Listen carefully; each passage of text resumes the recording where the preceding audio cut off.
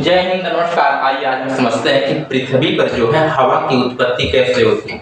पृथ्वी पर जो है हवा चलती है, यह पृथ्वी पर हवा कैसे चलती है इसके बारे में आज हम पूरा डिटेल समझते हैं। सबसे पहले आप ये समझिए कि यह क्या है, यह हमारी पृथ्वी है, ग्लोब है एक प्रकार से। एक बार देखेंगे तो आप पृथ्वी के बीचों बीच से एक काल्पनिक रेखा खींची गई है जिसे हम लोग विषुवत रेखा के नाम से जानते हैं। इसे हम लोग 0 डिग्री लाइन के नाम से भी जानते हैं। यह पृथ्वी के बीचों बीच से एक काल्पनिक रेखा खींची गई है। यहाँ से पृथ्वी को देखेंगे आप लोग, यह उत्तरी ध्रुव है और ये क्या है, यह दक्षिणी ध्रुव है। यह उत्तरी ध्रुव है और यह दक्षिणी ध्रुव है। ऊपर वाले हिस्से को हम लोग उत्तरी गोलार्ध के नाम से जानते हैं। क्या? उत्तरी गोलार्ध के नाम से जाना जाता है।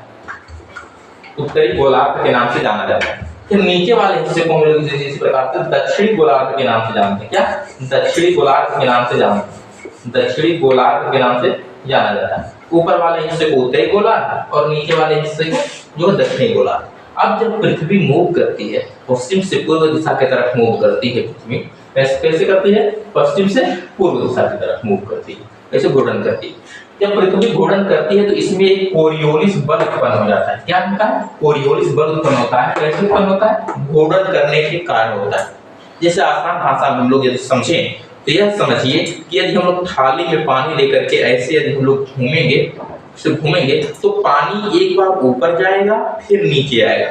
उसी प्रकार जब पृथ्वी मूव करती है तो सागर में आप लोग देखेंगे पानी एक बार ऊपर जाता है और नीचे आता है। जब पानी तेजी से ऊपर जाकर के नीचे आता है तो हम लोग उसे ज्वार भाटा कहते हैं। यह किसके कारण होता है? यह तो चंद्रमा के गुरुत्वाकर्षण प्रभाव में आकर के, सूर्य के गुरुत्वाकर्षण प्रभाव में आकर के होता है। युति पढ़ेंगे आप लोग तो उसमें हम बताएंगे, आप लोगों को बताया वीडियो में युति के बारे में।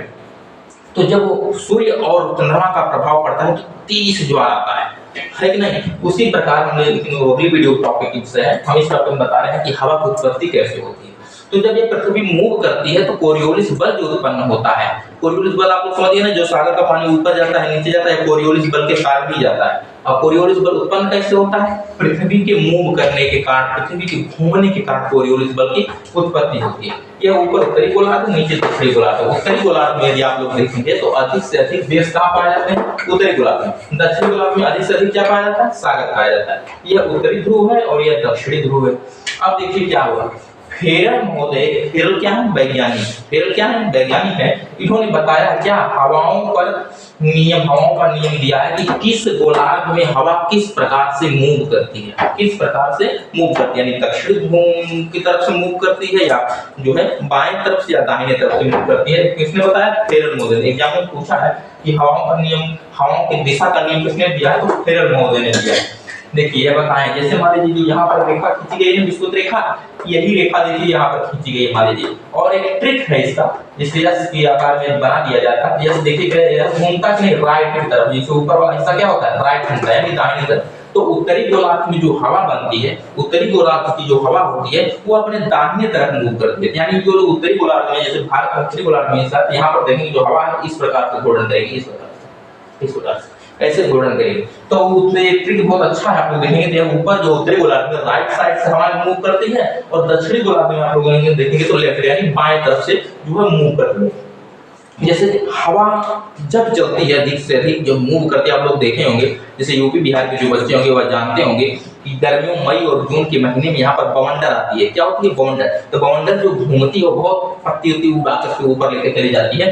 तो वो बवंडर इसी प्रकार से मूव करती है, यानी अपने दाहिने तरफ से वो घूमती है। कैसे? दाहिने तरफ से घूमती है। इसके बाद आप लोग बता रहे हैं हवा की उत्पत्ति। हवा की उत्पत्ति जो है हाई प्रेशर से लो प्रेशर की तरफ होता है। कैसा? हाई प्रेशर से लो प्रेशर की तरफ। जहां पर लो प्रेशर रहेगा, लो प्रेशर को हिंदी में निम्न वायु दाब का क्षेत्र बोलते हैं। क्या बोलते हैं? निम्न वायु दाब का क्षेत्र बोला जाता है लो प्रेशर को।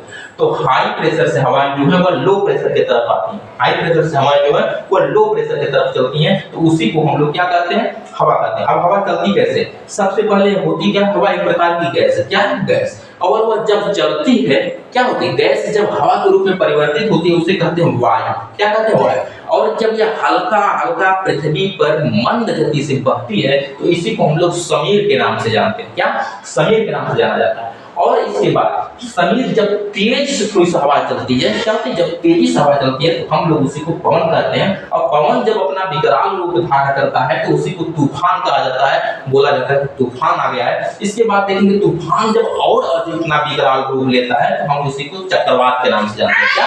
चक्रवात के नाम से जाना जाता है। अब चक्रवात देखो अभी गाना आया था, तो यह कहां से उठा था? यह पश्चिम बंगाल में उठा था, दीघा से। क्या है? दीघा एक प्रकार का बीच है। बीच में क्या होता है कि समुद्र के किनारे कुछ जो है मलबा यानी जो कुछ कचरा, जो गाद कचरा सिल्ट जो होता है वह आकर के समुद्र जो अपने लहरों के माध्यम से लाकर के जमा कर देता है, तो वहां पर पर्यटक बन जाता है और वहां पर लोग आप लोग जाकर के समुद्र के किनारे आनंद ले सकते हैं। तो दीघा में भी एक प्रकार का बीच है, वहां पर लोग जाते हैं।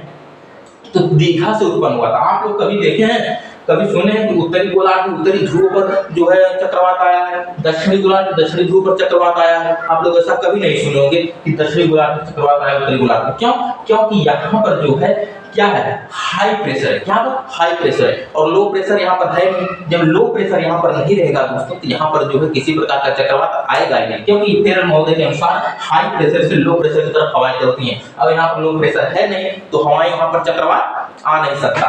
तो इसलिए चक्रवात जब भी आएगा तो जहां पर निम्न वायुदाब का क्षेत्र बनेगा वहां। और निम्न वायुदाब का क्षेत्र कहां बनेगा दोस्तों? तो निम्न वायुदाब का जो क्षेत्र बनता है वहां जहां पर गर्मी अधिक होती है। कहां? जहां पर गर्मी अधिक होती है, क्योंकि गर्मी के कारण वहां की हवा जो होती है वो गर्म हो जाती है। अब आप लोग जानते हैं किसी पदार्थ को यदि गर्म किया जाता है तो उसके अणु जो है वह दूर दूर हो जाते हैं। जब अणु दूर दूर हो जाएंगे तो हवा हल्की हो जाएगी। हल्की होने के कारण वह भाप बनकर ऊपर उड़ जाएगी, तो वहां का स्थान जो है वह खाली हो जाएगा। जब वहां का स्थान खाली हो जाएगा तो बाहर से हवाएं तेज गति से आएंगी भरने के लिए उस हवा को। क्या करेंगे? भरने के लिए आएंगी। जब भरेगी उस क्षेत्र को तो वहां पर क्या आ जाएगा? तूफान आ जाएगा, चक्रवात आ जाएगा। मिलते हैं अगली वीडियो में, तब तक के लिए आप सभी का वीडियो देखने के लिए बहुत बहुत धन्यवाद।